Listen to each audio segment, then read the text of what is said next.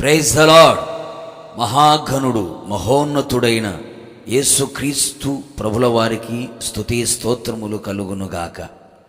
దేవుని ప్రియులైన మీ అందరికీ నా ధన్యవాదములు. ఈ దినపు యేసయ్య జీవపు మాట దినవృత్తాంతముల 2వ గ్రంథం 1వ అధ్యాయం 12వ వాక్య భాగం. ఘనతను నీకిచ్చెదను. అనుదినము యేసయ్యను అన్ని విధాలుగా గణపరచుచు కొనియాడుచు గొప్ప చేయుచు ప్రకటించుచున్న నా దేవుని ప్రియులారా, మనము హృదయపూర్వకముగా సేవించుచున్న యేసునాథుడు మనలను అన్ని విధాలుగా అన్ని విషయములలో అన్ని కోణాల్లో అన్ని రంగాలలో ఘనపరిచేవాడై ఉన్నాడు. మనము ఘనముగా ఉండాలని కోరుకునే దేవుడై ఉన్నాడు.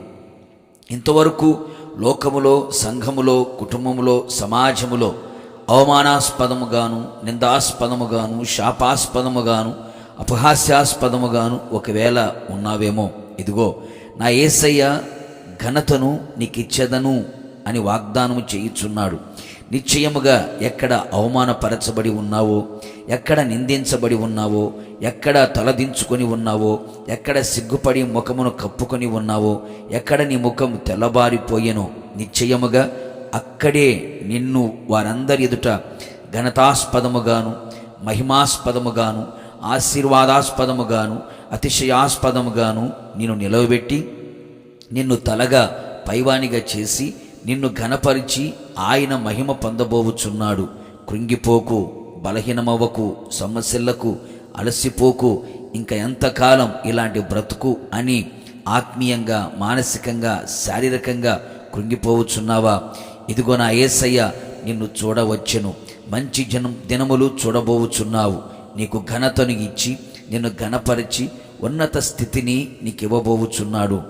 ఈ విధముగా మన జీవితంలో జరుగునట్లు ఆయనను మాత్రమే కృతజ్ఞతాస్తుతులతో, ఆయనే దేవుడని హృదయపూర్వకముగా ఆయనను ఘనపరచెదము.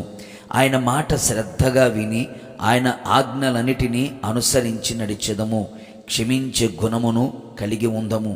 అన్ని విషయములలో ప్రభువునకు విధేయులమై వినయ మనస్కును మనం కలిగి ఉండెదము. ఆయన సన్నిధిలో నిలిచి ఉండెదము. దేవుని వాక్యమని ఖడ్గమును ధరించుకొని ఉండెదము. దైవ జ్ఞానమును పొందిన వారమై ఉండెదము. దేవుని సేవకునికి గద్దింపునకు నిర్లక్ష్య పెట్టక లక్ష్యముంచెదము, లోబడెదము.